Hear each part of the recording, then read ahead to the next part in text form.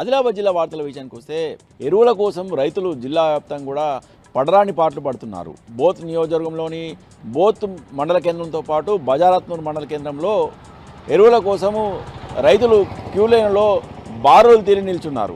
ఓవైపు వర్షం పడుతున్నప్పటికీ కూడా వర్షాన్ని సైతం లెక్క చేయకుండా ఎరువుల కోసము క్యూ లైన్లో నిలబడ్డారు. తమకు ఎరువులు కావాలని పదే పదే విజ్ఞప్తి చేస్తున్నా అధికారులు మాత్రం పట్టించుకోవడం లేదని, ఎరువులు ఉన్నాయని ఒకవైపు చెప్తూనే మరోవైపు ఎరువులు మాత్రం తమకు లభించడం లేదని రైతులు ఆందోళన వ్యక్తం చేశారు. మరోవైపు నిర్మల్ జిల్లా తానూరు మండల కేంద్రంలో ఎరువుల కోసము ఉదయం నుంచి కూడా క్యూలో నిలబడలేక రైతులు చెప్పులను క్యూ లైన్లో పెట్టారు.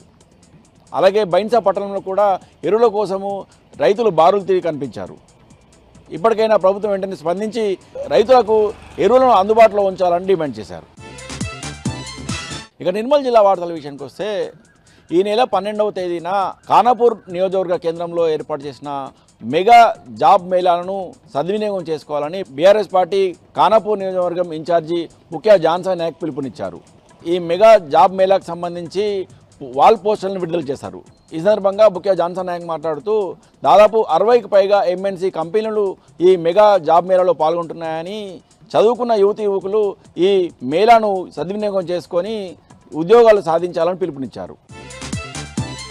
ఇక మరో వార్తా విషయానికి వస్తే ఖానాపూర్ నియోజకవర్గంలోని ఖానాపూర్ మండలం సోమారుపేట, ఎర్వచింతల్ గ్రామాలకు చెందిన బీజేపీ, కాంగ్రెస్ పార్టీలకు చెందిన కార్యకర్తలు బీఆర్ఎస్ పార్టీలో చేరారు. బీఆర్ఎస్ పార్టీ ఖానాపూర్ నియోజకవర్గం ఇన్ఛార్జి బుక్యా జాన్సన్ నాయక్ సమక్షంలో 100 మందికి పైగా యువకులు బీఆర్ఎస్ పార్టీలో చేరారు. ఈ సందర్భంగా వారికి గులాబీ కండువాలు కప్పి పార్టీలోకి ఆహ్వానించారు. ఈ సందర్భంగా బుక్యా జాన్సన్ నాయక్ మాట్లాడుతూ తెలంగాణ రాష్ట్ర ప్రజలు కేసీఆర్ నాయకత్వాన్ని కోరుకుంటున్నారని, తెలంగాణ రాష్ట్రానికి బీఆర్ఎస్ పార్టీ శ్రీరామ రక్షగా ఉంటుందని, అందుకనే రానున్న స్థానిక సంస్థ ఎన్నికల్లో బీఆర్ఎస్ పార్టీ తప్పకుండా విజయబావుట ఎలుగేస్తుందని, ప్రతి ఒక్కరు కూడా బీఆర్ఎస్ వైపే చూస్తున్నారని పేర్కొన్నారు.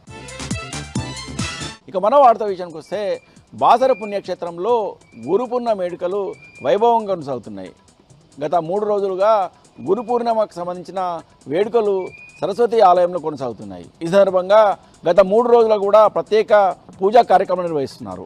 ఈరోజు గురు పూర్ణిమ ముగింపు సందర్భంగా వ్యాస పూర్ణిమ ఆలయంలో ప్రత్యేక పూజలు చేశారు. ఈ సందర్భంగా వ్యాస మహర్షికి గురు పూర్ణిమ సందర్భంగా ప్రత్యేక పూజా కార్యక్రమం నిర్వహించారు.